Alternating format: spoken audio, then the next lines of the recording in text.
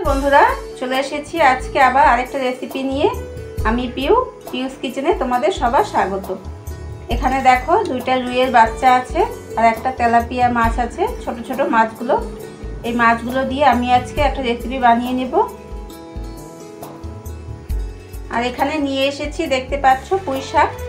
পুঁই শাকগুলো আমি সুন্দর করে কেটে নিয়েছি, ধোয়া হয়নি, ধুয়ে নেব। এগুলো কিন্তু আমার বাড়ির পুঁই শাক, একদম কচি কচি ডোগাগুলো আমি কেটে এনেছি। এই পুঁই শাক দিয়ে আজকে মাছের রেসিপিটা বানিয়ে নেব। এখানে আমি পরিমাণ মতো দিয়ে দেব লবণ, আর দিয়ে দেব এখানে পরিমাণ মতো হলুদ। দিয়ে আমি মাছটাকে ভালো করে একটু মেখে নেব।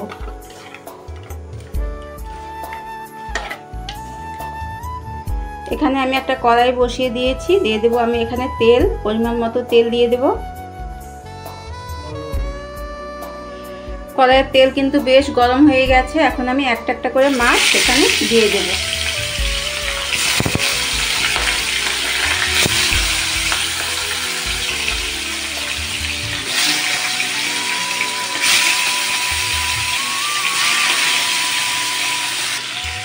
মাছগুলো আমার কিন্তু এক পাশে হয়ে গেছে। এখন আমি আস্তে আস্তে মাছগুলোকে উল্টে দেব।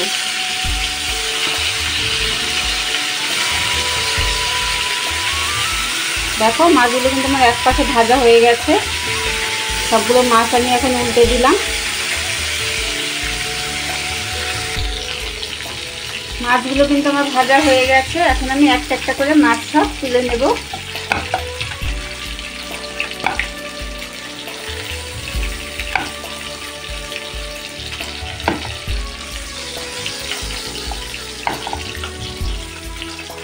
কড়াইয়ে আমার তেল রয়ে গেছে, আমি এখানে আর তেল দেব না।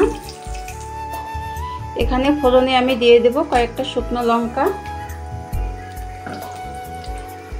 শুকনো লঙ্কাগুলো একটু ভাজা ভাজা হয়ে আসতে আমি এখানে এখন দিয়ে দেব একটা গোটা পেঁয়াজ। পেঁয়াজ আমি কেটে রেখেছি, সেই পেঁয়াজটা আমি এখানে এখন দিয়ে দেব। আর দিয়ে দেব কয়েকটা কাঁচা লঙ্কা। তোমরা যেরকম ঝাল খাবে সেই পরিমাণ মতোই দেবে।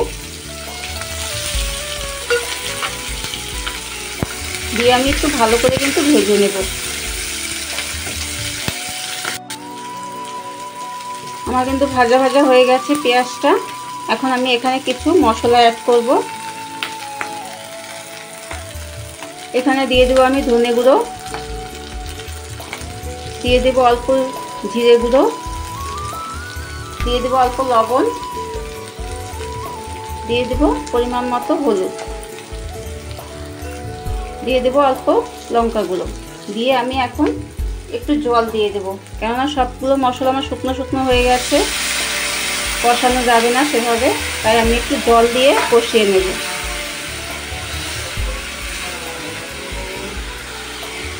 দেখো মশলার জলটা কিন্তু শুকিয়ে গেছে, মশলাটা বেশ আমার ভাজা ভাজা হয়ে গেছে, তেল ছেড়ে দিয়েছে। এখন আমি এখানে দিয়ে দেবো পুঁই শাকগুলো। যে পুঁই শাকগুলো আমি কেটে রেখেছিলাম, ধুয়ে নিয়েছি, সেই শাকগুলো এখানে দিয়ে দেব।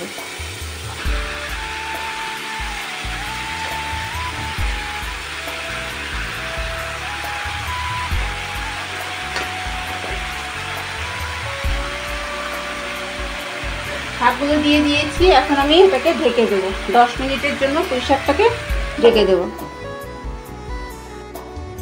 চলে এলাম 10 মিনিট পর, একটু উঠিয়ে দেখে নেব। দেখো পুঁই শাকগুলো কিন্তু আমার সেদ্ধ হয়ে গেছে। এখানে কিন্তু আমি সেরকম কোনো বাটা মশলা ইউজ করিনি, একদম সাধারণভাবে বানিয়ে নিয়েছি আমি। এখন আমি এখানে মাছগুলোকে দিয়ে দেব।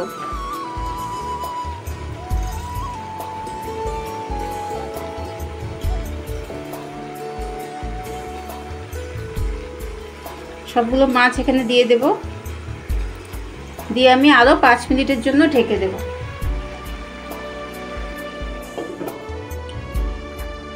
আবার ঢাকনাটা উঠিয়ে একটু দেখে নেব। দেখো পুঁই শাক দিয়ে মাছের রেসিপি কিন্তু আমার একদম রেডি হয়ে গেছে। এখন আমি রেসিপিটাকে নামিয়ে নেব। তোমরা এইভাবে ঘরে বানিয়ে নিও, ভালো লাগে এই রেসিপিটা খেতে, পুঁই শাক দিয়ে মাছ।